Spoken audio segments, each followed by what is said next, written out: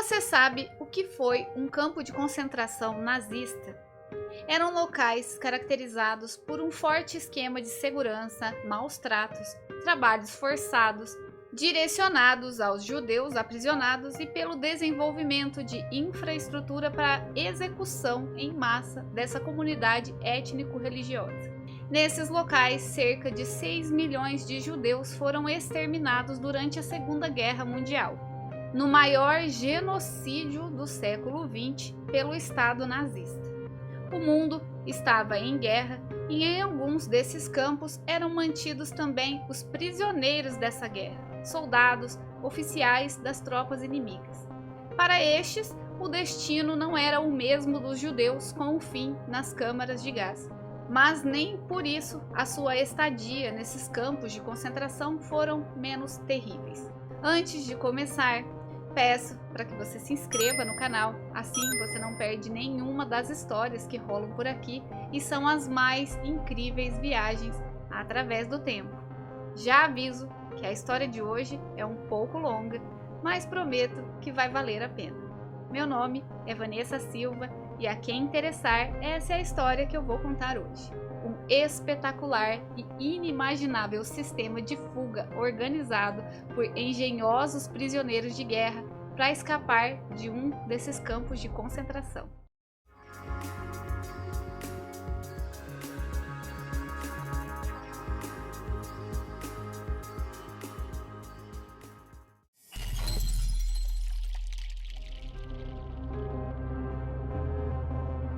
O Stalag Luft III, campo de concentração em Seigan, na Alemanha, a meio caminho de Berlim e Breslau, mantinha presos na primavera de 1943 uns 10 mil aviadores aliados, prisioneiros de guerra alemães. Eram quase todos ingleses, apesar dos americanos terem chegado ali aos montes nessa altura.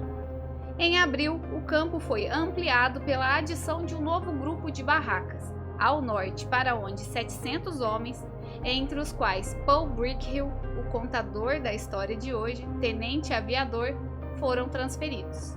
Já os prisioneiros que formavam as brigadas de trabalho, ocupadas nas obras de ampliação do campo, tinham estudado o seu plano geral e medido passo a passo as diversas distâncias, pensando ao mesmo tempo na possibilidade de escavar túneis que tornassem possível uma fuga.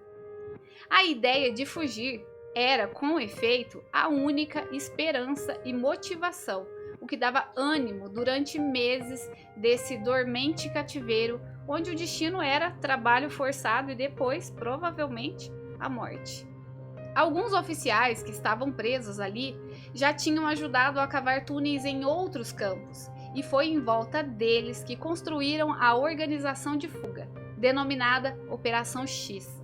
O chefe da X era o comandante da esquadrilha Roger Bushell, sul-africano de alta estatura, era advogado em Londres e tomou parte na guerra como piloto de combate, até que foi abatido pelos alemães sobre Dunkerque. Bushell era experiente em fugas, já havia conseguido escapar por 2 vezes com grande astúcia. Numa dessas fugas, quase chegou à fronteira da Suíça, quando os alemães o pegaram novamente. Esse grupo norte das barracas ocupava no campo de concentração um terreno quadrado com 300 metros de largura, vedado por 2 altas cercas de arame farpado emaranhados, paralelamente dispostas a 1,5 metro de distância uma da outra, e com grande quantidade de rolos de arame farpado emaranhados no intervalo. A uns 10 metros dessa barreira e do lado de dentro estavam o arame de alarme, um passo além dele e os guardas abririam fogo. As numerosas torres de vigia com 4,5 metros de altura, todas munidas com refletores e metralhadoras, eram ocupadas 24 horas pelos guardas. A uns 25 metros de distância dessa cerca, e a rodeando por todos os lados, desenrolavam-se pinheirais que fechavam completamente a visão do mundo exterior, mas que, por outro lado, seria útil para cobrir a retirada de quem se atrevesse a fugir. Assim que os americanos chegaram, se instalaram, receberam um convite para integrar times de cricket e de beisebol. Os avisos vieram assinados pelo Grande X. Todos sabiam o que isso queria dizer e ofereceram-se imediatamente 500 voluntários para o trabalho dos túneis. Foi resolvido começar a escavação de 3 grandes galerias subterrâneas, na esperança de que uma, pelo menos, pudesse escapar aos olhos dos vigilantes. Nunca usavam a palavra túneis, porque muitos guardas andavam sempre com os ouvidos à espreita e entendiam muito bem o inglês. Os túneis, então, foram batizados com os nomes Tom, Dick e Harry. Tom seria escavado desde o grupo de barracas número 123 até o arame. Isso dava uns 45 metros e dali continuaria até um ponto abrigado na floresta. Dick seria escavado no grupo 122 até junto de Tom, de maneira a se juntar a ele ou ser escavado diretamente ao pinheiral. E Harry começaria no grupo 104 e dali seguiria diretamente para o norte até a floresta. Claramente, os túneis seriam iniciados dentro das barracas, que mediam 30 metros, incluindo dormitórios, privadas e uma pequena cozinha. Elas eram construídas a uns 30 centímetros do chão para que os guardas pudessem espreitar por baixo. Os guardas usavam macacões azuis, trabalhavam na vigia com chicotes e batendo no chão com longas varetas de aço, sempre à procura de alçapões ocultos ou sinal de areia trazida à superfície pela escavação de possíveis túneis. A turma organizou 3 brigadas, cada uma dirigida por um veterano em escavações. Foi nomeado técnico-chefe um canadense engenheiro de minas chamado Wally Flood. Cada um dos voluntários tinha uma conversa com o chefe X do seu respectivo grupo de barracas e os mineiros, engenheiros e carpinteiros receberam ordem de fazer a escavação. Aos alfaiates ficou a missão de produzir os disfarces que fossem precisos. Os pintores montaram toda uma oficina de falsificação para forjar papéis necessários. Os que dominavam o alemão pegaram a missão de arrumar amizades com algum furão, assim que eles chamavam os guardas que poderiam converter em um meio útil. Nessa amizade, estariam sempre de olho nele e ocasionalmente abrindo oportunidade de tentar suborná-lo para conseguir algo de fora necessário para o trabalho nos túneis. Em um desses dias, veio um guarda novo e eles o apelidaram de Olho Vivo porque ele era exageradamente rigoroso, zeloso. Dentro de um mês, porém, o preso designado a fazer amizade com ele o havia cativado de tal modo que o guarda já havia perdido todo o rigor mostrado no começo. Habituou-se a entrar na barraca, ia logo para o quarto do seu amigo e se instalava para tomar um chá com biscoitos. Bom, de resto, os prisioneiros que não tinham nenhuma aptidão especial eram praticamente os operários, responsáveis por carregar areia para fora dos túneis ou trabalhar como iscas para espiar os passos dos guardas. Durante o ano seguinte, chegaram a ter 300 operários, trabalhando dia e noite. Tudo era muito organizado e todos prestavam contas do seu trabalho ao chefe S, que era o oficial supremo no serviço de informações da organização. Uma vez posto para funcionar esse sistema de informações, deu-se início às obras de escavação. Apesar da sagacidade e da segurança controlada dos alemães, eles deixaram escapar um pequeno detalhe. Em cada uma das barracas, as privadas, a cozinha e um pequeno setor onde se encontrava um fogão de aquecimento, eles estavam instalados num pavimento de concreto que assentava num alicerce de tijolo e cimento, sem qualquer vão acima do terreno onde os guardas pudessem espiar ou sondar com as suas varas de aço. E foi nesses lugares precisamente que começaram o seu trabalhinho extra. A primeira tarefa consistia em instalar alçapões secretos. Os alemães invadiam a qualquer hora do dia ou da noite as barracas, berrando "fora, fora!" E nisso desfaziam as camas, vasculhavam os armários, arrancavam tábuas de assoalho e das paredes à procura de ferramentas, roupas civis, botões, pregos ou qualquer objeto que pudesse ser útil a um fugitivo. Apesar de tudo isso, a astúcia dos prisioneiros, servido por 3 anos de cautelosa experiência, conseguiram montar alçapões que os vigilantes nunca foram capazes de encontrar. Por sorte, eles conseguiram se apoderar de um pouco de cimento que tinha ficado esquecido desde a construção daquele campo, e com o qual uma brigada de poloneses havia modelado um bloco removível destinado a substituir uma laje com cerca de 60 centímetros. Depois deles terem espalhado e batido um pouco de areia e terra em volta das arestas, não havia olhos humanos capazes de perceber o truque. E essa foi a entrada do túnel Tom. O alçapão de entrada do túnel Dick, no grupo 122, era uma das coisas mais engenhosas. No chão da privada existia um grande ralo de ferro, através do qual as águas derramadas corriam para dentro de uma fossa de concreto, com quase 1 metro de profundidade. O cano do esgoto que servia a esse escoadouro estava de tal maneira colocado que havia sempre um resto de água no poço. Enquanto as iscas faziam guarda lá fora, os poloneses arrancaram o ralo de ferro, extraíram a água do poço e, com um formão adquirido com os guardas por meio de suborno, soltaram uma das lajes de concreto que formavam um dos lados do poço, o que permitia que fosse removida e recolocada sempre que preciso. Quando a laje estava no seu lugar, com as fendas muito bem disfarçadas com sabão, a água dos despejos acumulava rapidamente, dando ao poço a sua habitual aparência inofensiva. A entrada do túnel Harry era também outra obra de habilidade.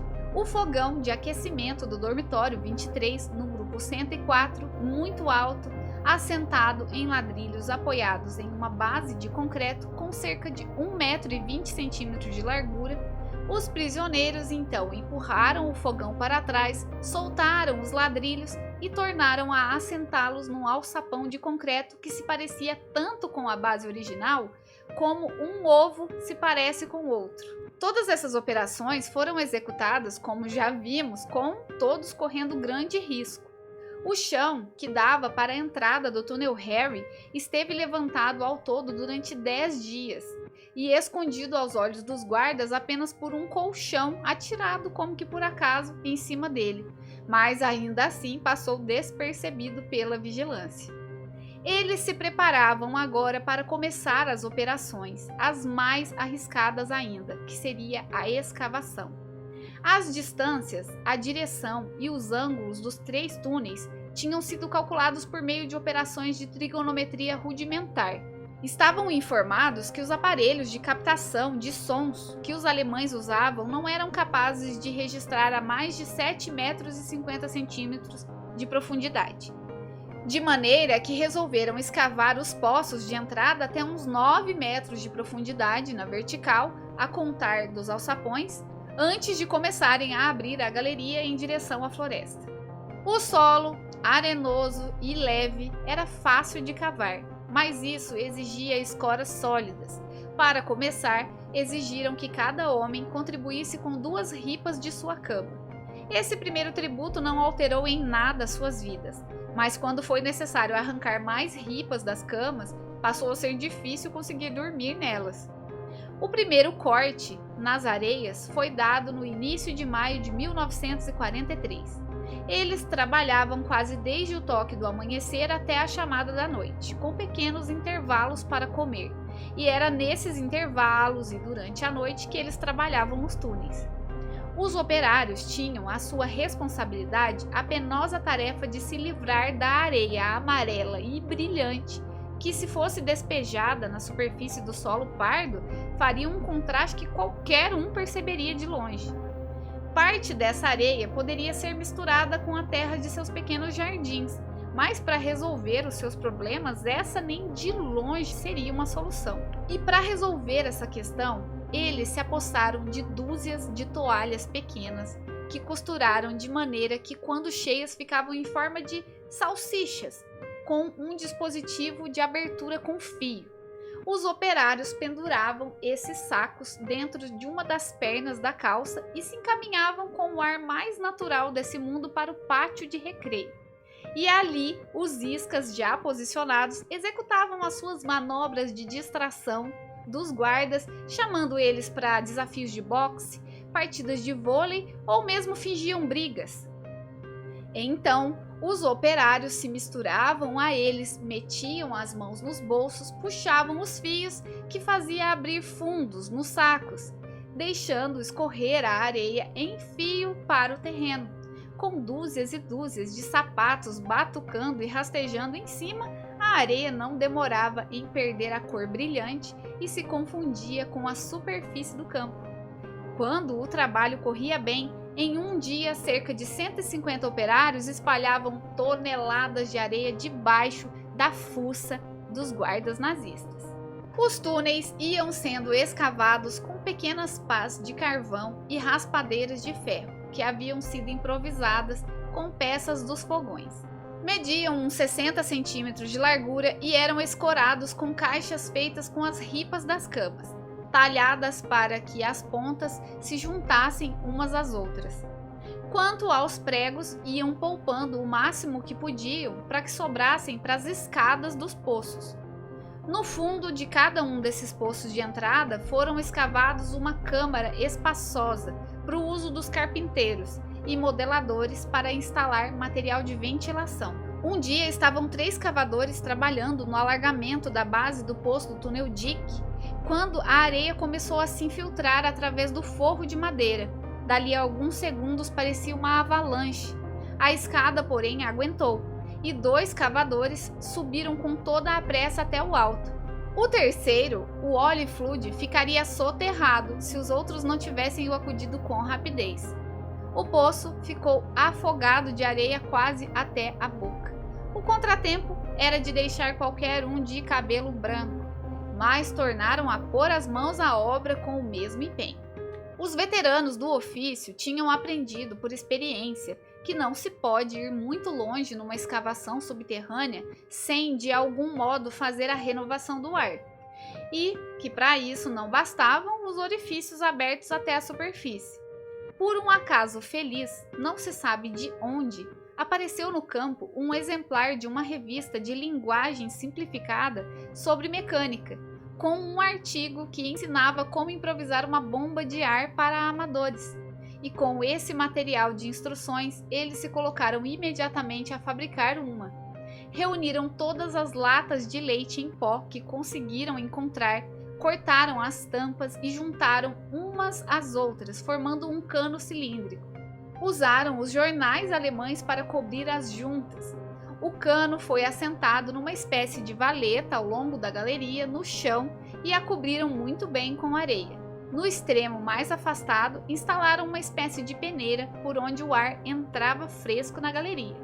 Do outro lado, em cima, os bombeiros em turnos, servindo-se de foles feitos de sacos de roupas, faziam entrar ar no cano de ventilação. A primeira instalação de ar funcionava perfeitamente bem e logo se puseram a fazer mais 2. Podiam agora fechar os alçapões e continuar o trabalho, sem receio de serem interrompidos pelos guardas.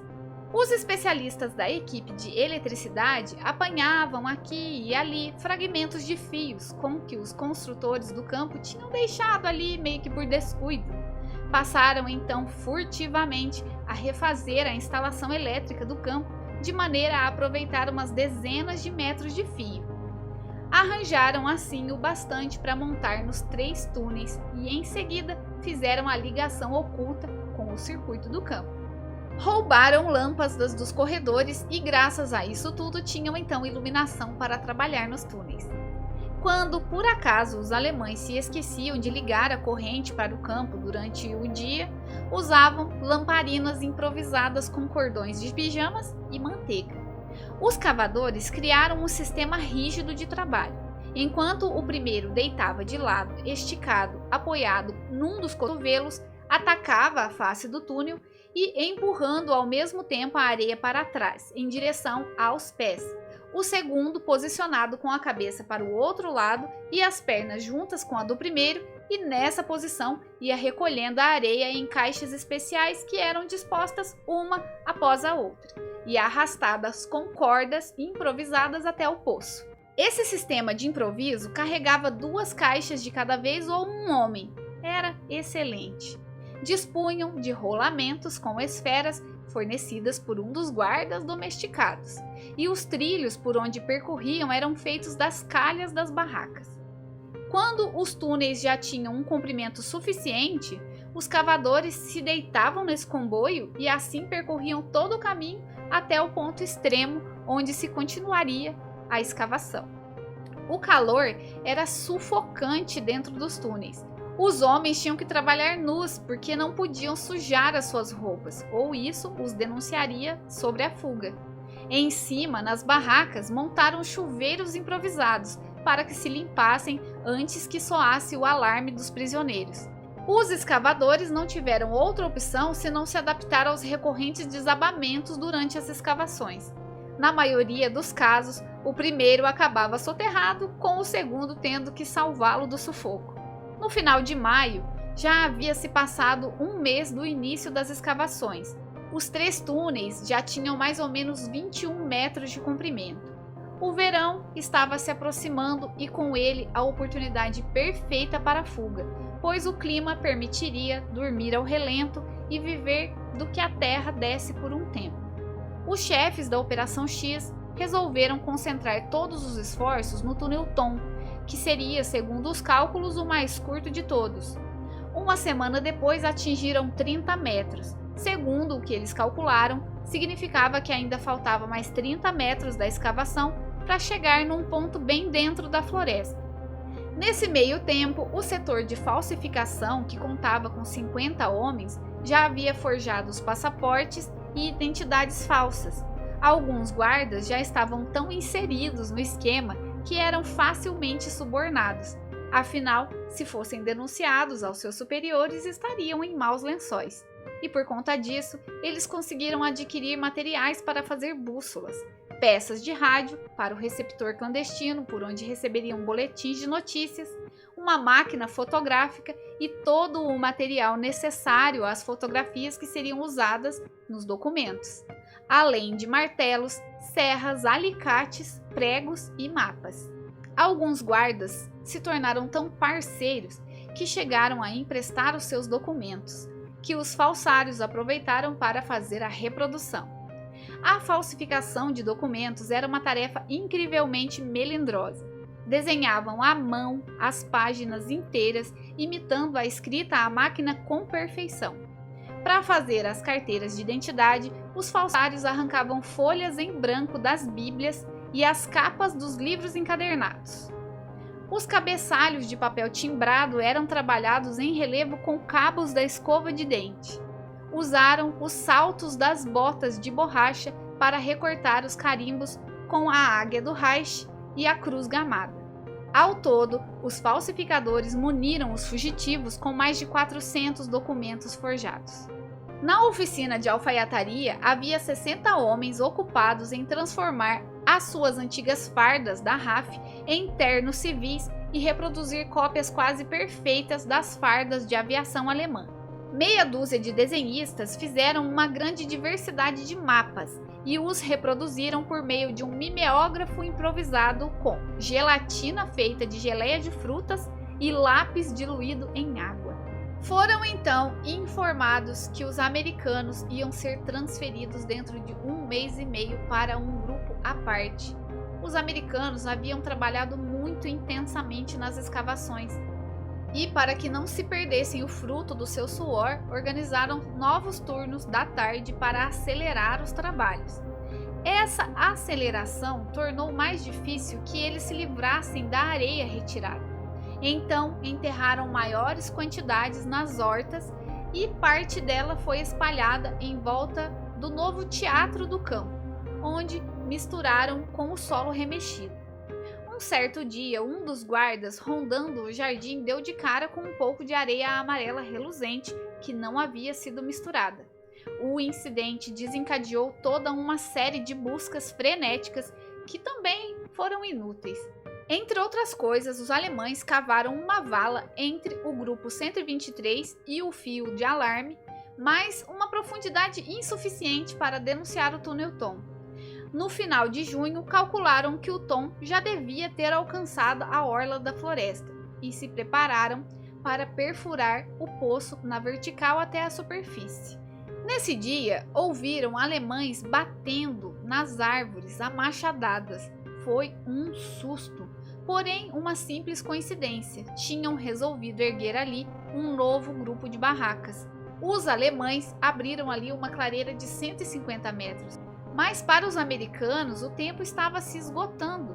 Portanto, resolveram romper o Tom até a superfície ali mesmo e deixar que os fugitivos fossem de rastros na terra o resto do caminho até ficarem ao abrigo das árvores. A areia era tanta que eles estavam se descabelando para se livrar dela. Chegou um ponto que alguém sugeriu que escondessem provisoriamente dentro do túnel Dick, e verdadeiras filas de operários todas as noites carregando caixas de papelão da Cruz Vermelha cheias de areia e despejavam no buraco. Mas nem isso era o suficiente para dar conta de tanta areia.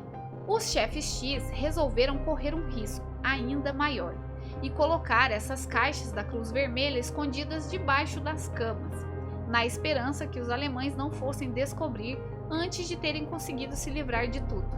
O túnel Tom media agora 78 metros de comprimento. Faltava apenas alguns metros para atingir a meta.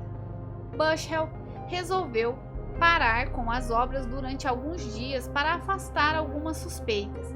Foi então que, por desgraça, os guardas descobriram as caixas da Cruz Vermelha embaixo das camas. Os alemães se limitaram a trazer enormes e pesados caminhões e ficaram andando com eles para lá e para cá na intenção que fizesse abalar o terreno onde existisse algum possível túnel. Mas o único resultado disso foi estragar as pequenas hortas.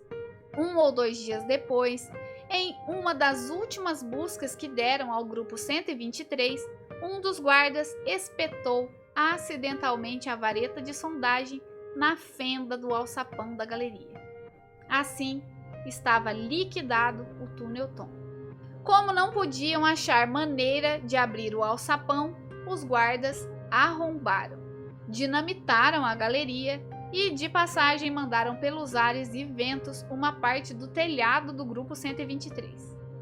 Ficaram tão aliviados e satisfeitos com a descoberta do túnel que nem se deram ao trabalho de impor castigos ou adotar novas precauções. Após esse fracasso, decidiram em Assembleia Geral que o trabalho continuasse nos 2 outros túneis.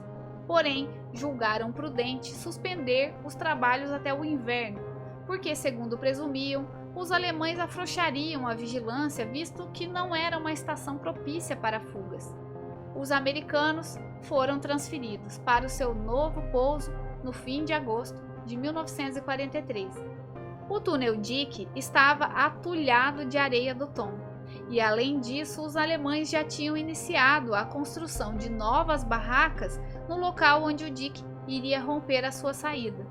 Portanto, nesse cenário só sobrava a eles o túnel Harry, coberto por uma espessa camada de neve, e ainda tinham o problema de como se livrar da areia. A solução foi usar a parte de baixo do teatro, que havia sido construído por eles. Se certificaram de não deixar espaços para espiarem, e sob o barracão havia uma cavidade onde caberia toneladas de areia. Eles então instalaram aberturas em algumas das cadeiras, bastava levantá-las e despejar. E por ali os operários passaram a despejar todas as noites sacos e sacos de areia. Trabalhando rapidamente, conseguiram avançar 3,5 metros por dia. No fim de janeiro, chegaram num ponto onde faltava 60 metros para abrir o ponto de fuga num lugar seguro. Tinham ainda muito o que cavar e as condições de trabalho pioravam a cada dia. O terreno nessa época era frio e úmido. Os cavadores ficavam doentes um atrás do outro. O fio elétrico havia acabado e a fumaça das lamparinas de manteiga fazia muito mal a eles. Quase todos os dias davam-se desabamentos de areia. Mesmo assim, até a metade de fevereiro, conseguiram escavar mais 30 metros e ficavam faltando os últimos 30. Num golpe de sorte, os alemães estavam instalando alto-falantes no campo de concentração e acabaram por deixar 2 rolos de fios sem supervisão. Um dos presos pegou um desses rolos e se afastou com ele. Dali a pouco simularam uma desordem para que conseguissem pegar o outro rolo. Quando os guardas alemães deram por falta desses fios, não reportaram aos seus superiores, por medo das represálias. Afinal, o descuido tinha sido deles. Aliás, mais tarde, quando o túnel Harry foi descoberto e acharam esses mesmos fios instalados por lá, como castigo, 3 desses guardas foram fuzilados. Esse furto muniu a organização com 180 metros de fios elétricos, o que permitiu iluminar o túnel até o final da extensão atual, e isso foi um auxílio esplêndido. Os alemães já vinham desconfiando de algo. Nisso, o operário-chefe, o Olli Flood, o chefe de serviço de informações e meia dúzia dos principais cavadores foram subitamente transferidos para outro campo de concentração a alguns quilômetros de distância. Para eles, o golpe foi grande demais. Já era ruim perder assim alguns dos mais importantes homens da organização e, o pior, ter a certeza de que os alemães claramente desconfiavam que os prisioneiros estavam armando algum golpe. O túnel Harry ficou pronto no dia 14 de março de 1944. Na noite seguinte, passaram por uma revista onde o guarda alemão chegou a passar a vareta de prova em volta do cimento fresco, que vedava o alçapão, mas que felizmente resistiu.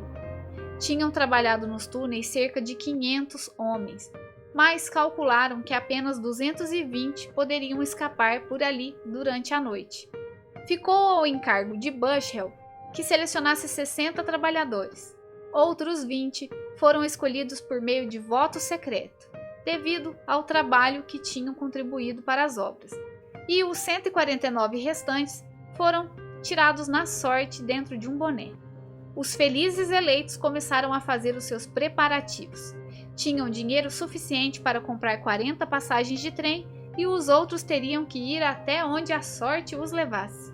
Bushell fez conferências dando conselhos e instruções a todos. Um piloto tcheco descreveu as montanhas que formam a fronteira da Tchecoslováquia a 120 quilômetros de onde estavam, direção essa que deveriam ir todos os que fugissem a pé. Na sexta-feira, 24 de março, Roger Bushell anunciou que essa seria a noite da fuga. A terra estava coberta por uns 15 centímetros de neve, o que não era nada bom, mas não haveria luar, e os meteorologistas disseram que o vento iria ajudar a cobrir quaisquer rumores suspeitos. A última manobra a ser feita foi a finalização dos documentos falsos, como iriam se passar por operários estrangeiros, pessoas neutras, oficiais alemães, soldados e civis. O documento de cada homem tinha que condizer com a história que eles iriam contar, assim como as datas precisavam bater. Portanto, essa tarefa não poderia ser feita com antecedência. Forraram com cobertores o fundo do poço para abafar os barulhos inconvenientes. Quando caiu a noite, os fugitivos vestiram os seus disfarces, pegaram as suas rações improvisadas, uma coisa nauseante, porém nutritiva. Era uma mistura de chocolate ralado, flocos de aveia, biscoitos esfarelados, comprimidos de vitaminas, cevada, leite seco e outros alimentos concentrados, fervidos numa mesma panela. Por volta das 8h30 da noite, tudo estava pronto. 10 minutos depois, desceu a escada o primeiro fugitivo. Entre os primeiros 5 fugitivos desceu Roger Bushell, com toda a aparência de um elegante homem de negócios, de terno cinza e chapéu preto. Foi um momento de extrema preocupação. O primeiro da fila não foi capaz de soltar com facilidade as tábuas que formavam o teto do posto de saída. Levou nisso cerca de 1 hora, e para quem estava estendido no túnel, um atrás do outro, essa espera foi de uma agonia indescritível. Finalmente, as tábuas se soltaram, e a terra que as cobria foi removida. Algumas estrelas brilharam no céu por cima do poço, e uma lufada de ar fresco doce de liberdade desceu pela galeria. Mas, quando o cavador botou a cabeça para fora do buraco, sua surpresa foi estarrecedora. Em vez da saída do túnel estar situada dentro da floresta, como haviam calculado, o buraco estava apenas uns 3 metros das primeiras árvores. E a boca escancarada de terra estava a menos de 15 metros de distância das torres de sentinela. Por essa, ninguém esperava. Quando o homem transmitiu a notícia para baixo, todos ficaram desnorteados. A 2 passos da liberdade, iria tudo se perder no meio de um fiasco total. O duro trabalho que 500 homens tinham levado mais de 1 ano para fazer. Nessa altura, ninguém estava disposto a se deixar desistir. Sair naquelas condições era arriscado, mas esperar mais um mês até que voltasse a lua nova, com as noites escuras, e nesse meio tempo ir escavando mais uns 9 metros de túnel, não seria menos arriscado. Além disso, os documentos forjados estavam já todos datados, e seria preciso refazê-los totalmente. Esse foi o argumento decisivo da questão. O primeiro a escapar foi de rastros até ao abrigo das árvores, levando consigo uma corda que serviria para dar sinal aos que esperavam no poço se o campo estivesse livre para a saída do seguinte. O sentinela na sua torre não prestou a menor atenção ao que estava se passando na orla da floresta. Continuamente passava a luz do refletor na cerca de arame farpado e nas barracas do campo. 2 outros sentinelas passavam de lá para cá ao longo da cerca. Quando ambos desapareceram da vista, o primeiro foragido puxou a corda e o segundo homem saiu do buraco e esgueirou-se para os pinheirais. Levaram cerca de meia hora para que os primeiros 20 homens conseguissem escapulir. Esses 20 iam todos tomar um trem. Dirigiram-se imediatamente para a estação de Seigan, que ficava a menos de meio quilômetro dali.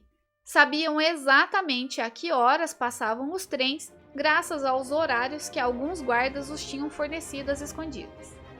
No restante dos homens aguardando no túnel, a impaciência reinava. Aquela demora inicial era terrível. Achavam que alguma coisa havia dado errado.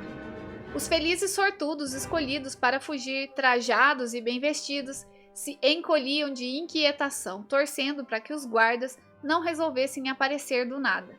Eram 9h30 em ponto quando os homens que estavam de guarda no alçapão sentiram aquela lufada de ar fresco vir por baixo do túnel. Esse era um sinal de que a saída estava aberta. Por toda a barraca se ouviu um barulho de comemoração disfarçada. Ainda tiveram que lidar com 2 desabamentos bastante sérios de areia, que ao todo atrasaram a fuga em cerca de 1h30. Em suma, toda a fuga estava tendo um atraso medonho. À meia-noite, a sirene de alarme contra ataques aéreos desatou a tocar, e todas as luzes se apagaram no campo de concentração, incluindo naturalmente as luzes que estavam ligadas ilegalmente no túnel. Ficava evidente nesse momento que não mais que 100 homens conseguiriam fugir antes do amanhecer, e foi preciso acender novamente as lamparinas de manteiga passada de mão em mão pela galeria fora. Berlim, que estava a 160 quilômetros de distância do campo de concentração, estava sendo bombardeada. Em outra situação, eles louvariam os seus aliados, mas nesse dia o ataque aéreo só os atrapalhou. Era um pouco menos de 2 da madrugada quando as luzes se acenderam. Nesse intervalo de tempo, os fugitivos lá se foram, arrastando um por um, conforme puderam, do túnel para fora, e embrenharam-se pela calada dos bosques. Deviam ser quase 5 horas da manhã quando concluíram que já havia claridade demais e decidiram que apenas mais 3 homens escapariam. Não daria para sair mais ninguém. Se os que já haviam saído não foram notados, os alemães ficariam sem saber nada até a hora da chamada, e assim os que escaparam iam ter mais 4 horas para se afastar antes que começasse a caçada. Os 3 últimos homens desceram a toda. No momento exato em que o terceiro sumiu no túnel, ouviram lá fora o estalar de um fuzil. E o que havia acontecido foi o seguinte: 2 dos fugitivos tinham alcançado a árvore que era o ponto de encontro na floresta. Outro, rastejando, já estava a meio caminho dela, e um quarto já tinha acabado de sair do buraco quando o sinaleiro avistou um guarda que se aproximava. Se ele continuasse avançando nessa direção, fatalmente cairia dentro do buraco. Os homens que já estavam fora ficaram colados à terra, quietos como mortos, quando sentiram que o vigia dava 2 fortes puxões de alarme na corda. O guarda alemão continuou a avançar. Estava já a 7 metros de distância do buraco e ainda não tinha visto. Marchando, continuou avançando, talvez meio adormecido, e nisso um de seus pés pousou a uns 30 centímetros de distância da boca do túnel. Ao dar o passo seguinte, só por milagre não pisou no homem que estava imóvel ao lado do buraco. O alemão deu mais um passo e então, bruscamente, como que despertando de um sonho, não chegou a perceber o homem aos seus pés. O que deve ter chamado a sua atenção foi o trilho de rastros escuros abertos na neve.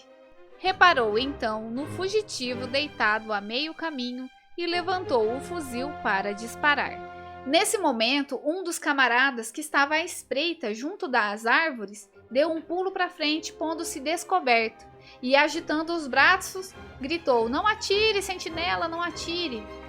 O sentinela, com o susto, descarregou o fuzil às cegas. Os 2 homens que estavam na orla do bosque e o que havia se afastado até meio caminho avançaram então devagar, com as mãos levantadas. Em seguida, o último fugitivo, até ali invisível, ergueu-se lentamente dos pés do alemão, que deu um salto de 1 metro para trás e olhou para o chão. Ali mesmo, debaixo do seu nariz, escancarava-se a boca enorme do túnel Harry. Puxou uma lâmpada elétrica e jogou luz poço abaixo, dando de cara com um fugitivo número 81, que estava perigosamente subindo a escada. O sentinela então apitou e num instante os guardas vieram em reforço correndo de todos os lados. Acabava-se ali a longa vida de Harry. Começou então uma agitação frenética para queimar listas, papéis, se livrar de ferramentas e trajes civis. Os homens que se encontravam no interior do túnel voltaram se arrastando palmo a palmo, com medo de levar um tiro na retaguarda. Quando finalmente o último fugitivo deu entrada na barraca, o alçapão foi de novo hermeticamente fechado e em cima dele se assentou o fogão. Depois de um tempo, ouviram o ruído de alguém raspando por baixo. Um dos guardas havia percorrido todo o túnel do poço desde a saída, mas eles não se deram ao incômodo de abrir a porta para ele. Pelas 6 horas da manhã, todo o campo parecia um enxame de guardas. Todas as portas e janelas estavam sob a pontaria de uma metralhadora. E os guardas deram uma apertada batida em torno do grupo 104. Levaram todos para fora, forçados a se despir completamente em meio à neve, até mesmo as botas, enquanto cada um dos artigos do vestuário passava por inspeção dos carcereiros. Enquanto rolava esse procedimento, chegou correndo um dos ajudantes, suplicando aos prisioneiros que fossem abrir o alçapão, porque o guarda que se meteu dentro do buraco ainda estava lá. Como os guardas não foram capazes de achar a entrada, lá foram os prisioneiros a abrir e resgatar o guarda. Dentro de poucas horas iniciou-se uma das mais intensas caçadas humanas de toda a Segunda Guerra. Pelo rádio, todos os cidadãos da redondeza foram avisados e mobilizados como guardas. Convocaram, além disso, aos milhares membros da Gestapo, da SS, da Luftwaffe e até da Marinha Alemã, vindos de Stettin e Danzig. Na barraca, nossos bravos homens ficaram à espera das represálias, que com certeza viriam. A fuga pelo túnel Harry havia quebrado todos os recordes mundiais no assunto, no que se tratava de números de que conseguiram enganar os alemães e escapar, e que seria natural que quisessem se vingar deles. A Gestapo veio de fato, farejando, mas seus agentes, que eram detestados, não obtiveram ajuda e nada conseguiram encontrar. Ao invés disso, os prisioneiros ainda conseguiram furtar deles 2 lanternas elétricas. Descobriram, porém, outra coisa, e essa bem inesperada. Havia, nesse campo de concentração, um mercado clandestino organizado pelo comandante e seu estado-maior. O que se seguiu foi, naturalmente, uma corte marcial. Dos 76 que conseguiram fugir, quase todos foram recapturados em um dia ou um pouco mais, embora alguns tivessem alcançado locais muito distantes. Todos foram encaminhados a uma sórdida prisão da Gestapo em Görlitz, a 170 km de distância. Daí, 15 voltaram ao campo da fuga. Além disso, nada mais ficaram sabendo. O oficial reuniu todos no campo e fez uma ameaçadora comunicação. Eles disseram que os capturados haviam sido fuzilados. Eles, porém, sabiam que pelas regras da Convenção de Genebra se proibiam punições drásticas contra prisioneiros de guerra que houvessem tentado fugir. Assim sendo, chegaram a concluir que provavelmente essa ameaçadora comunicação não passava de blefe, cujo objetivo era inibir novas tentativas de fuga. Os alemães fixaram no quadro de avisos a lista dos mortos. Eles contaram 47. Entre os nomes estavam os chefes Bushell, Wallen, que era um dos falsificadores, Reik, o cara das bússolas, e Hall, o fotógrafo. Passaram dias de profunda tristeza e demasiada raiva. Não demorou para que acrescentassem mais 3 nomes à lista dos mortos. Os alemães nunca explicaram qual a razão dos fuzilamentos dos fugitivos capturados. Simplesmente haviam 50 mortos, sem porquê. Dali uns 15 dias, vieram trazer algumas urnas contendo cinzas dos cadáveres, aos quais eles fizeram um sepulcro. Em junho, chegou uma carta escrita em espanhol e assinada com um nome fictício. Para eles, isso significava que um dos fugitivos, um dos aviadores holandeses da RAF, havia alcançado a Inglaterra. Um cartão postal da Suécia com 2 assinaturas falsas revelou a eles que mais 2 noruegueses haviam atingido a sua meta. Fizeram os cálculos. Se 15 homens haviam sido trazidos de volta e 50 estavam mortos, faltava ainda saber o paradeiro de 8, qual eles não sabiam absolutamente nada. Só muito mais tarde souberam que esses 8 tinham sido levados para o terrível campo de concentração de Oranienburg, onde a Gestapo se gabava de que ninguém conseguiria escapar. Pois dentro de poucos meses, não é que todos os 8 conquistaram a liberdade? Através de um túnel. Sim, meus amigos, esses danados foram capturados mais tarde. Mas como nessa ocasião a Alemanha já se encontrava em pleno colapso, suas vidas foram poupadas. Se os alemães esperavam convencer esses homens a desistir da sua liberdade, fuzilando 50 de seus companheiros, haviam se enganado completamente. Eles reformaram a Organização X em torno de 2 cavadores experientes e recomeçaram imediatamente a trabalhar no túnel George, o 4º túnel iniciado embaixo do teatro. Em questão de tamanho, o George se comparava ao túnel Harry e já estavam quase prontos para a fuga quando subitamente um dia chegou ordem de evacuação. Acontece é que os russos se aproximavam, estavam a apenas 50 quilômetros do campo de concentração. Durante boas semanas, obrigaram a todos os prisioneiros a marchar a Alemanha afora, quando finalmente, em 2 de maio de 1945, chegaram a Lubeck e foram libertados, afinal, pelo 2º Exército Inglês. E aqui chegamos ao fim de mais uma história. Considero esse momento do mundo sem dúvidas o mais cruel, sombrio, sem fundamento de ser. A história humana não é para ser lembrada apenas das coisas boas, pois as coisas ruins são necessárias.